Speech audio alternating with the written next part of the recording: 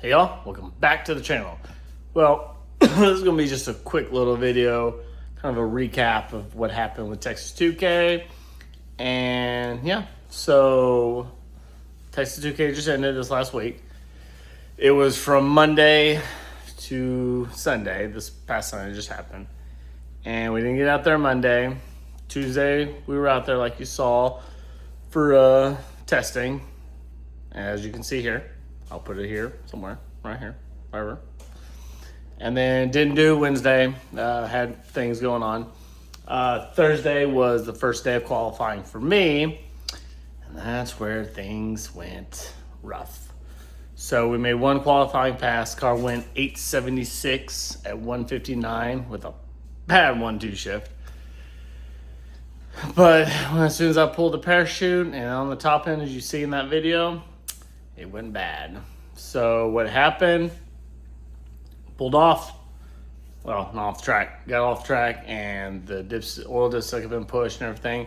We lifted the head, pushed the head, got a head gasket. So we were like, crap. So got the car loaded up. Guys, hang on, I need to sit down. All right, that's better. So got the car back to Josh's shop Thursday. Started tearing it apart, realized we got one of the heads. Cylinder 8, of course, again, was hurt. So got on the old interwebs to see our options because we needed a set of heads. Unfortunately, Summit Racing, which is a lot more local, didn't have any. But good old LMR had some down in Waco, which is just about an hour away, so not too terribly bad. So I told Josh, I was like, all right, I'll order them. I'll get up in the morning. I will be down there pretty much right when they open, pick them up, and come on back. So that's what we did. Got it back, got it to Josh's shop.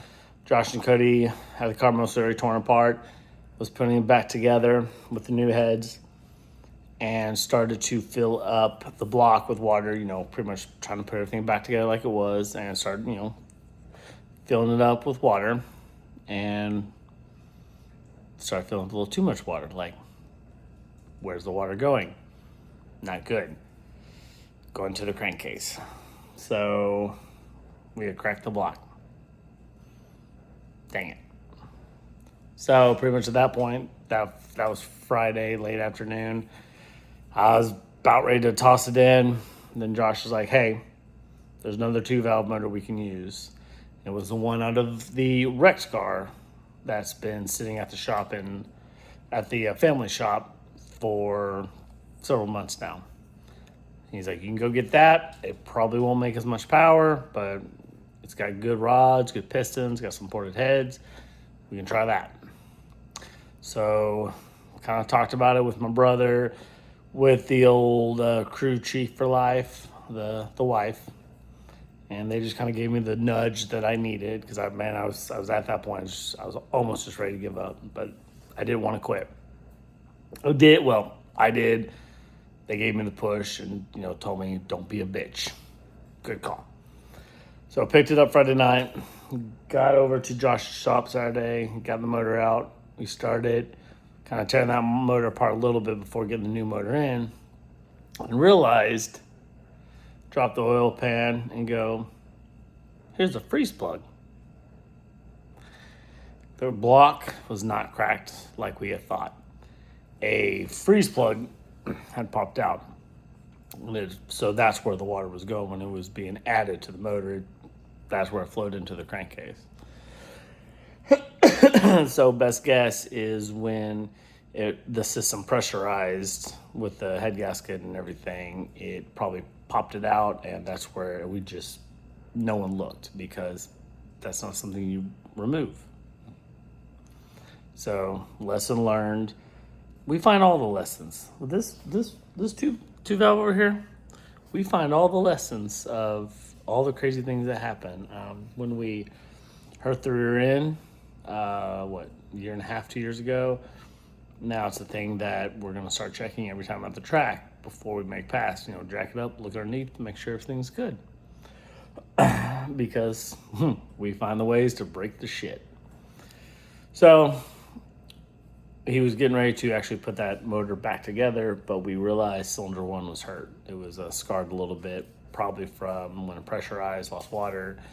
Cylinder one got hot, so we still had to go to the other motor. So got that motor in, so all Saturday, whatever, just going slow, doing the thing what we need to. Got in, got it to fire, everything was good. So he was like, I'll be back in the morning. We'll put on the dyno, check out everything, and then you head to 2K. So got up Sunday morning, had the truck and trailer already hooked up, headed over to the shop, went ahead and got on the dyno, finished just a few things, got on the dyno, made some pulls, as I'll show here.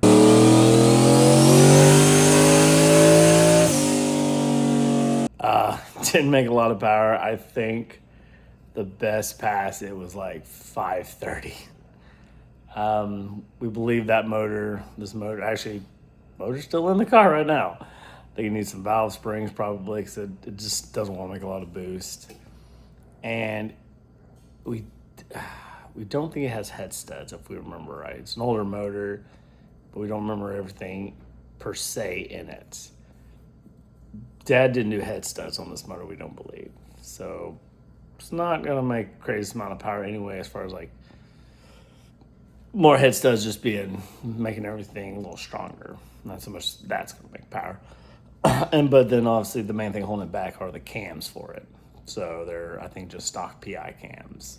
So it spools a little faster, but on the top end. So we're like, well, it is what it is. Made some pulls. He made some adjustments on the tune. Everything seemed to be good. So we got loaded up on the trailer, got it over to TX2K. They were already running eliminations in a few of the classes. Me and my brother, we got out there, got the car unloaded, kind of just looked around a little bit. We didn't have a whole lot of time, because then they finally called up streetcar class. Got up streetcar class, took a little bit of time before we actually made our pass. And then driver goofed up. Well, I say goofed up. I goofed up. I should have, as I typically do in the pits before I even go make passes, about an hour or so before. I check the line lock, I check trans brake, bump, I check all that. I test all that, make sure everything's good. I didn't check the line lock, and I didn't think the line lock was good. It felt like it wasn't grabbing, so I could spin the tires, get the tires hot and everything. So I don't think I got the greatest burnout.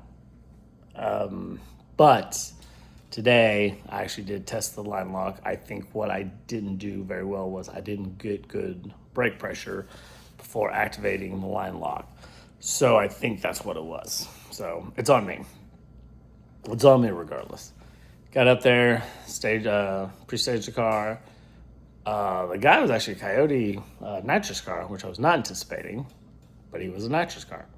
So he went in real fast. I was like, whoa. Which is not a big deal. This car actually spools a little faster with these cams. So started building boost, got up on the chip, started to bump in, and it just bumped way too hard, too fast. And I turned off both lights. Pretty much that's an instant loss. Pretty much that's a red light. And my day was done. And spun on the hit too. So I didn't give the best showing at Texas 2K. But we were in the dance.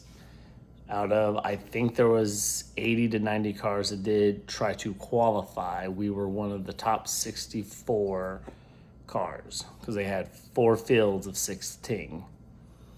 And the old Just a 2V was number 62.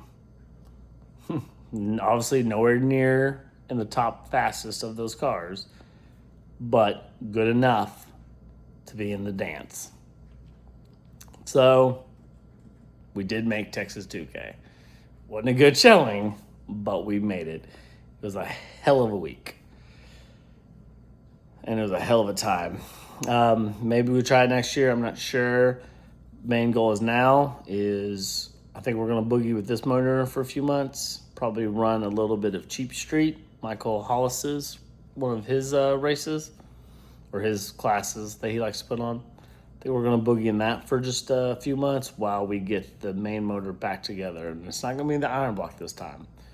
We're putting the Tessic block in this car finally. I've got the parts. I've got rods, pistons. I've pretty much got a whole new motor ready to go. Just got to put it together, and then we're going to get in this car. But we kind of talked about it. I have been out of the car for a year, so my fundamentals are off. I need to get back to my fundamentals, getting my staging procedure and all that down, pat, perfect. Because races are won and lost at the starting line, as I've said before.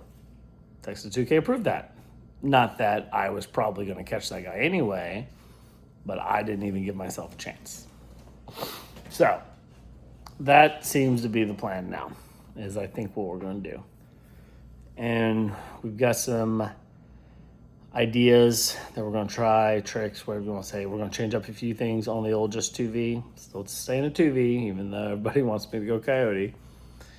Or I have people in my ear wanting me to go Coyote, but I'm just too stubborn and too hard-headed. It's not happening. But we do have some ideas. We're going to try to help limit some issues that we have had with the head gasket, lifting the head gaskets and stuff. So stay tuned for those things that'll be coming. So I figured I would leave off with the rest of this video. I'm just going to throw in probably the other dyno pulls in here, maybe, not sure. I'm also going to throw in all the, and I didn't take enough. Not that I'm some big photographer, but I didn't take enough and near enough pictures of all badass cars that were out there. But I've got 15, 20 or so. I'm just gonna throw it in here. Y'all can just check out what was all here at TX2K. And if you didn't make it this year, hopefully maybe you make it out next year. Just check out all the badass shit. Main thing, just go to your local drag strip. Support your local drag strip. So I think I'll just end the video here. As always, like, share, subscribe. Hit that bell notification for more videos. And this year should be filled with a lot more racing. We will see you in the next one. Later.